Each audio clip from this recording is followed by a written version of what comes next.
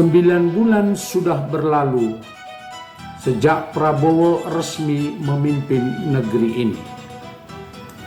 Janji-janji perubahan besar yang dulu berkorban kini seolah hilang tertiup angin. Rakyat bertanya-tanya, apakah kita hanya dipimpin oleh presiden yang pandai berpidato dan bernarasi, tetapi lemah dalam bertindak?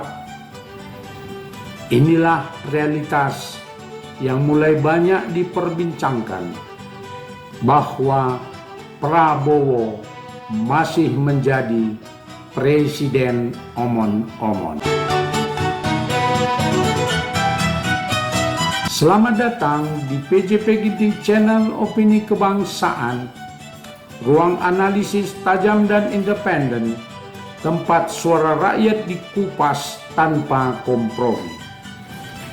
9 bulan sudah berlangsung pemerintahan Prabowo.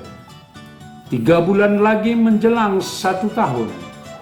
Rasanya seperti negara ini tidak memiliki pemerintahan. Serba autopilot. Semua bidang kegiatan pemerintahan jalan di tempat.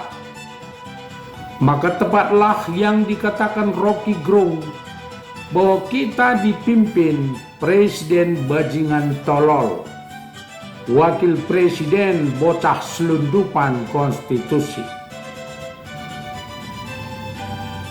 Keadaan dan keberadaan pemerintahan Oktober 2024 dan Juli 2025 tidak ada berubah kecuali jumlah portofolio dan anggota kabinet pemerintahan yang bertambah secara signifikan. Kebiasaan presiden berkunjung ke luar negeri dan berpidato di berbagai forum.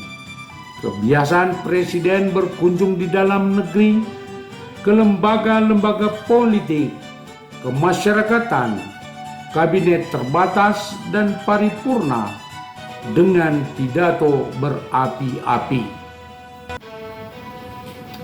Kunjungan ke luar negeri dan berpidato di berbagai forum seakan presiden menguasai geopolitik dan geostrategi untuk kepentingan nasional Indonesia.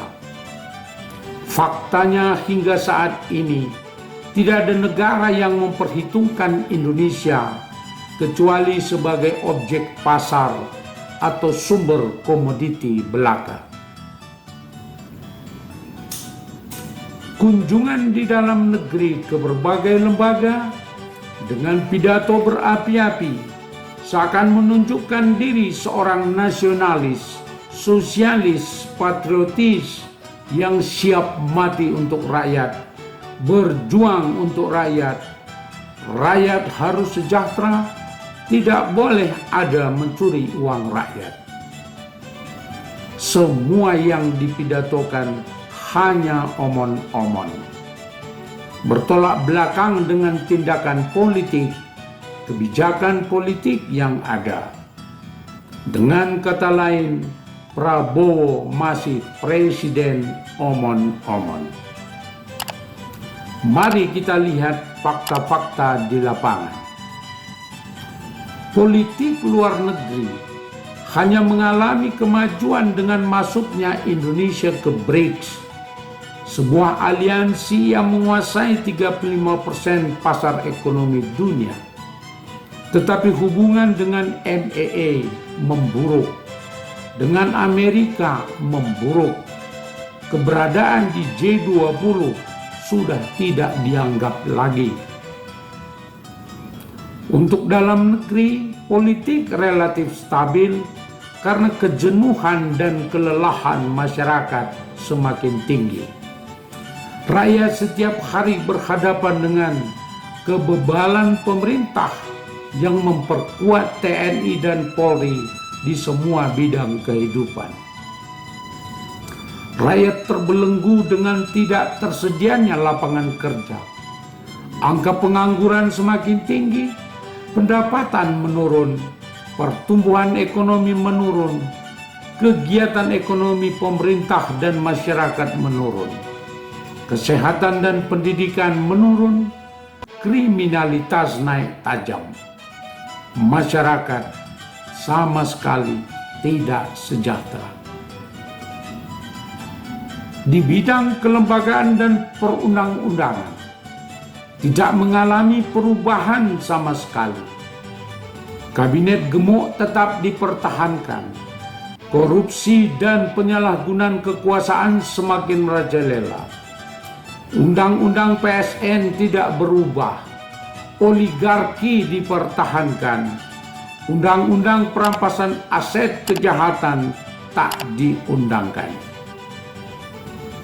Isu-isu pemakzulan Gibran, ijazah Jokowi, reshuffle kabinet, cengkraman oligarki, penggantian Kapolri dan Panglima TNI, pembenahan KPK, pembenahan Polri, pembenahan peradilan, semua dicuekin atau diabaikan saja oleh Presiden Prabowo.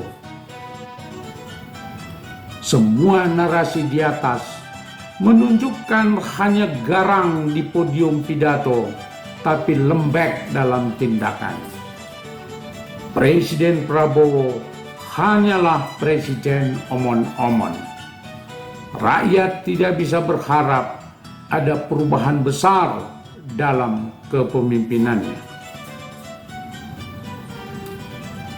Jika hanya pidato yang lantang, tetapi tindakan lemah, maka rakyat akan terus kehilangan harapan pada kepemimpinan nasional. Prabowo masih punya waktu untuk berubah, namun jika tetap seperti sekarang, sejarah hanya akan mencatatnya sebagai presiden omon-omon. Bagaimana menurut Anda? Apakah Prabowo mampu dan berani mengambil langkah nyata demi rakyat? Tulis pandangan Anda di kolom komentar.